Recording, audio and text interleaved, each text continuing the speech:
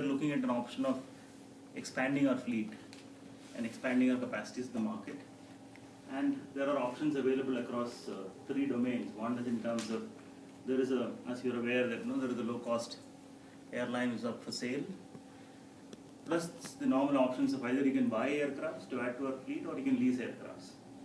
So that's the critical decision we need to arrive at today, and I would request the Managing Director to start, take it forward and present the business case on what are the options we should look at. Thank you, Chairman. First of all, buying out, the option is limited because we are running on a high note and then we are having a premium customers, and when we are going to buy the low-cost airlines, and then if we are going for that, our brand value will go down. The next option is buy the new aircrafts. Of course, it is good, and suppose if you take that much of inventory into our capital investment, then our budget will go up, and then whether we are able to sustain or not. That is. Good morning to all of you. I'll just, since the Chairman and Managing Director has introduced us to the three options, from a financial perspective, I will give you, as all of you are also aware, based upon the financials that has been presented, we are doing quite well. We see scope for expansion, and we definitely, have the mindset to, expand our fleet.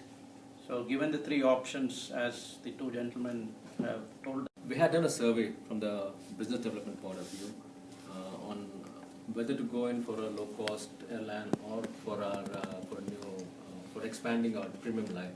And speaking to all our present customers, the line is that we stick to a premium airline tag, and the survey showed that the premium customer is looking at better facilities in terms of what they get in a premium airline. Excuse me, Chairman, from the operations perspective, based on my surveys, it doesn't make sense to go with a low, merging with low or buying out low-cost airlines on three facts. One is the low-cost airlines which is there in the market have a very old fleets, and the staff is too much there, and their skill sets are different, and those skill set doesn't necessarily match with our skill set. Which we have not seen today is, I think, the financials of it, because end of the day, to start or expanding an airline, you do need to invest in licensing in each of the states. You'll have to make sure that you'll have to invest in manpower. Manpower can be trained, whether existing.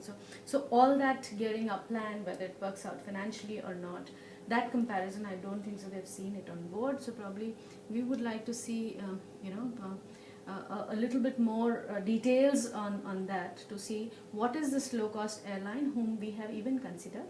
And ready with us. Buying a new airline would mean additional staff, additional costs. A low-cost airline has its own set of people. We'll have to take on their employees. Otherwise, we have to come up with a plan to actually have them going out. So that's going to be an additional cost. So what we are looking at is something, with the sources that we have, and we are actually additionally staffed. And there are also a lot of people that we have, who we've anticipated in the growth of business, and who are actually in a position to take up the additional if we take it on lease.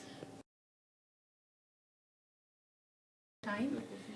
So today we are here for a special approval, and I think we go ahead with the agenda. Is it all right? Yes. Yeah. Thank you. So approval is required to sanction a 15 crores of capex to buy a Swiss-make machine as a replacement of our running machines already. So let me give you a brief background. Currently what we are doing is 100 bottles per minute, but if we replace these machines, then we get 200 bottles per minute. We currently have an excellent market share, 25%. The financial status of the company is excellent. We are competition is stiff, but we are still the leaders. So I really hope that this would give us a competitive edge, and we'll be able to enhance our business much further. So beyond that, I think the financials, our CFO. Give us a fund against the collateral of immovable assets as well. And we can use this new machine, which is state-of-the-art one from Swiss make.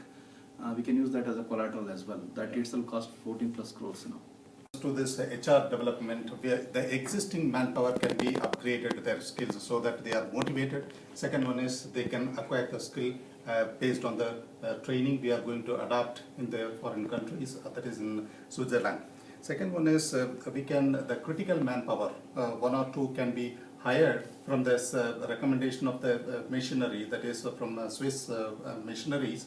We can hire the critical manpower. Existing manpower can be upgraded so that the skill also is going up as well as they are motivated. So HR had said we have skilled people who can handle this increase in our production, and I think operationally we have made some plans as to how we can double the production and then meet the demands of the market. You have covered related to the demand and the market perspective.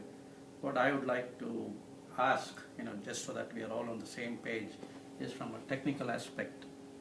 Current machine is 100 bottles per minute, and we are planning to import a machine from Switzerland. First of all, have we looked at what is the scope for refurbishment of the existing machinery, and to see to what extent, from a cost perspective as well as from a output perspective, what are the improvements? Gentlemen and ladies, and Thank you. I would like to start the voting process. So, Yes. so I have. So yes, thank Yes, you so yes. much. Thank you so much. Thank you so much for your Thank you. votes. Good luck. We'll check on the market